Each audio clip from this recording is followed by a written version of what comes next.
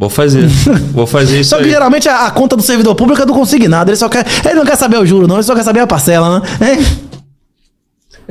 Cabe no bolso? O financiamento cabe? Dá pra pagar? Ele pensa nisso, né? Não só o servidor público, todo mundo que compra parcelado no quanto é que ganha? É isso, a pergunta que eu faço a eles é: quanto é que ganha o delegado na Venezuela?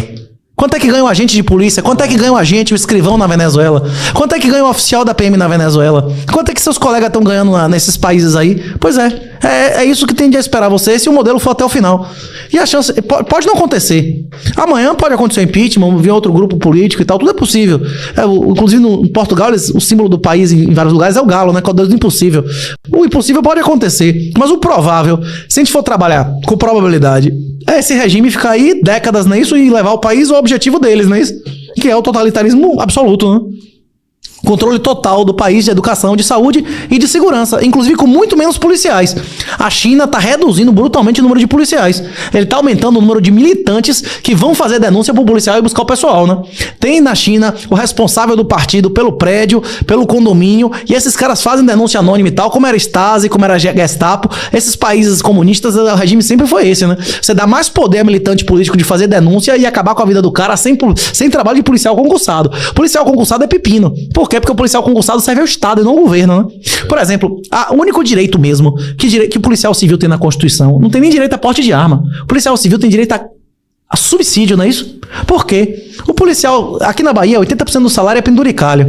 Se o salário fosse na base de subsídio e o diretor do departamento, o delegado geral, recebesse o mesmo salário do plantonista, ele não estaria na Assembleia do Sindicato? Estaria ou não estaria? Sim. Ele ia fazer um acordo para aumentar o adicional dele e não aumentar nada no negócio? Pelo amor de Deus, né? Você faz com que o cara sirva ao Estado e não ao governo. Na hora que o cara recebe o mesmo salário, obedecendo ao governo ou não, qualquer coisa que tem o mínimo risco dele perder emprego e tal, sofrer uma retaliação, vai dizer, velho, chama outro cara que eu tô fora, não é isso ou não?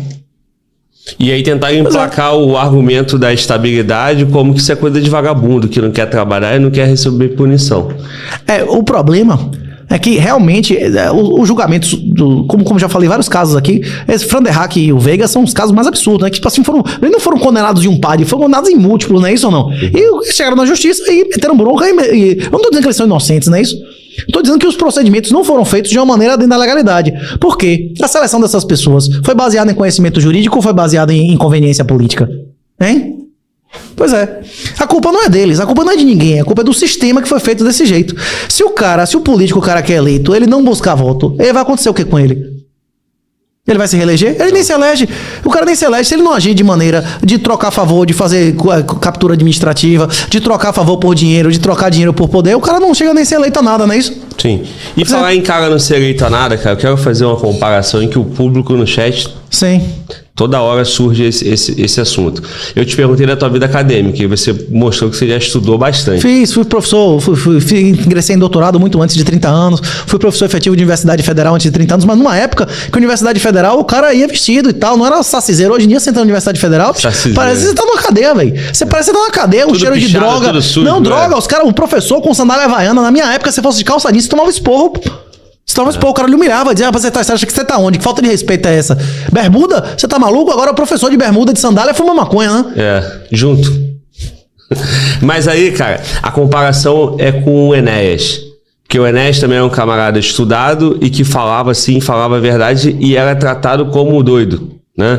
Como alguém... mas ele foi o deputado federal mais votado da história do Brasil até o filho de Bolsonaro, né? Tipo assim, o cara teve naquela época, bicho, 3 milhões e 600 mil de votos era voto com uma zorra, viu? Tinha muita gente que tava pagando pau. Inclusive, eu trabalhei na campanha de Enéas. Eu apoiei Enéas, tirei título, inclusive, pra votar nele. Com 16 anos, eu tirei título pra votar em Enéas. Rapaz, tinha muitas coisas que ele dizia que eu não concordava. Só que a maioria de nós, ninguém nasce adulto, todo mundo nasce criança. Isso. A maioria das pessoas aceitam inicialmente. O próprio Lenin tem um livro, Socialismo, Doença Infantil.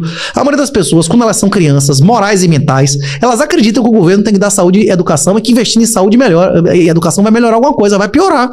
O governo não tem que se meter em nada. O prefeito, o governador, ele tem que mandar na saúde e na educação do seu filho.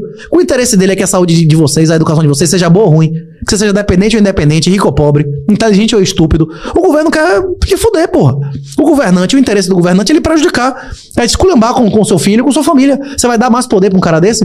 O que o governo poderia fazer em alguma outra época que os pais fundadores identificaram é as funções próprias do Estado, que é a jurisdição e justiça. Os verdadeiros servidores públicos são aqueles que fazem funções de Estado, que é defesa, jurisdição e polícia. O resto dessa galera não era pra ser servidor e o Estado não tinha nem que se meter nem regular isso, né?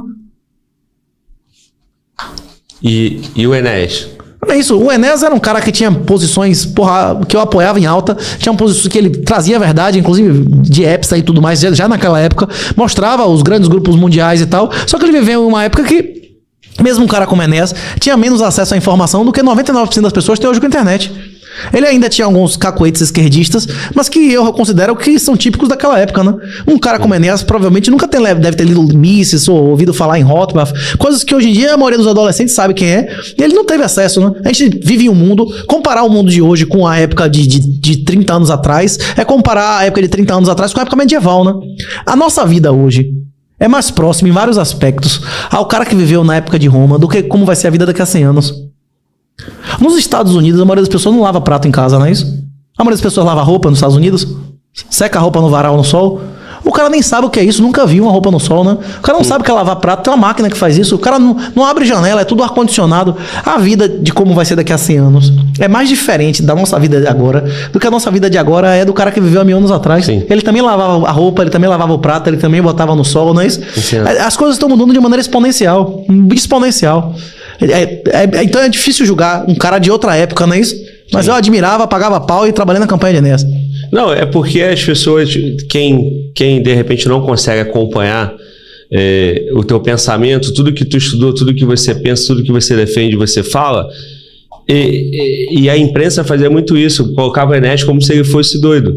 Ah, o malucão, o barbudão, porque ele tinha uma postura física, né, diferente, e ele falava coisas que o político daquela época não falava. Ele se comportava de uma maneira diferente. Você também faz isso. Tem uma outra conversa do professor Olavo de Carvalho, são as camadas da personalidade. Se você não entender em que camada o cara tá, se o cara não tá na terceira, quarta, quinta, 10ª camada, você vai achar que o cara é louco. Isso. Tem pessoas que vivem para obter afeto de outras pessoas. Tem pessoas que vivem para obter prazer. Tem pessoas que vivem de obter afeto das pessoas, de qualquer um, não só de certas pessoas. Tem pessoas que vivem para servir a Deus. Tem pessoas que vivem para escrever seu nome na história e cagam pro resto. Por exemplo, se chegar um vagabundo na rua, que você nem sabe o nome, você nem sabe quem nem sabe quem é você, e gritar, corno, você é viado, seu pai é viado que eu sei, você vai ficar com raiva por causa disso? O cara nem sabe seu nome, o cara nem conhece sua esposa. Você vai dizer foda-se, não é isso ou não? Agora o cara que já sabe que é corno, que o pai é viado. Aí você vai mexer no ponto fraco do cara, não é isso ou não? Hein? Ou não? Hein? Agora, vamos dizer que seu pai chegue pra você e diga, Glauber, eu preferia que você nunca tivesse nascido, você é uma vergonha. Eu preferia que você nunca tivesse nascido, você é um merda, você não é homem. Aí você vai sentir, não é isso ou não? Foda, né? Aí você vai sentir, é isso. Mas todo mundo que é pai, um dia o filho vai dizer que te odeia. Você vai dizer, você não vai comer isso, você não vai pra essa festa, que eu tô dizendo que não vai. Ele vai dizer, te odeio, você é o pior pai do mundo. Agora, você tem que dizer ao guri o que você tem que dizer à sua mulher. Você não tem a obrigação de me amar, você tem a obrigação de me honrar e de me obedecer. Não vai, acabou, não é isso ou não? Hein? O guri não vai dizer, eu quero comer isso, você não coma, acabou. Ele vai dizer, te odeio, não é isso? O guri vai dizer o que ele sente. A mulher, normalmente, como guri, ele diz o que sente, ele não diz o que pensa, não? Pois é, você vai se importar porque o guri tá dizendo isso, te odeia, você é o pior pai do mundo. É a mesma coisa, tem uma hora que você não se importa, nem o que seu pai, nem o que o seu filho, nem as pessoas que você mais ama dizem pra você, porque você vive pra servir uma coisa maior ainda do que isso, ou a Deus, não é isso? Sim. Pois é, você tem que entender, a CM mesmo tinha várias sacadas geniais. A CM tinha uma dessas que, quando o cara vai fazer uma audiência com você, é a camada da personalidade simplificada, né? Ele pode querer 4 coisas, né? Ele pode querer amor, amizade, dinheiro ou favor, não é isso? Se você oferecer qualquer uma das outras coisas que o cara não veio pedir, ele vai tirar como ofensa. Sim. Se o cara vier pedir dinheiro e você oferecer amizade, vagabundo, eu queria dinheiro, não é isso? Se eu vier pedir amor e você me oferecer dinheiro, vagabundo, meu chocossorão é um puta, não é isso ou não? Ou não? Você tem que identificar o que o cara quer, senão ele vira seu inimigo, não é isso? Não é dinheiro, qualquer pessoa que você for, não é isso ou não? Sim. Sim. E o político sabe identificar isso, né? Pelo menos pra enganar. Pois é. E aí ele fala tudo que o povo queria ouvir. Isso. Tu pega numa época um clamor popular querendo aquilo, o político vai lá e fala isso e ganha o voto dele e segue a vida. O problema é que as pessoas achavam sistematicamente que o cara era louco porque não entendia o cara. Sim. Esses caras entendem uma pessoa que age por imperativo moral? João Batista não é tirado como louco, todo mundo sabe que ele ia morrer, não é isso? Jesus, devia ser que todo mundo achava que Jesus, ele se defenda, rapaz, se defenda, Pôncio Pilatos, se defenda, eu quero lhe ouvir, ele não quer se defender, agora ele ia achar o quê? Maluco, não é isso ou não? Vai ser crucificado, né? Hein? Tá pedindo pra morrer. Pois é, foi o que a gente conversou várias vezes aqui. A guerra eterna, que é espiritual, ela é vencida ou perdida dentro de você. Se você tiver Jesus, se você tiver entregado sua vontade, não tem medo, não tem, você tá renunciando à ansiedade, a medo, a tudo. Morrer, você tá no lucro, né? Sim. A questão é que, pra mim, eu tô pronto pra morrer aqui agora. A questão é que eu tenho um dever com minha família, de cuidar de minha família, né? Se você tem mãe pra cuidar, se você tem pai pra cuidar, se você tem filhos, pra eles você é insubstituível, pro Estado não.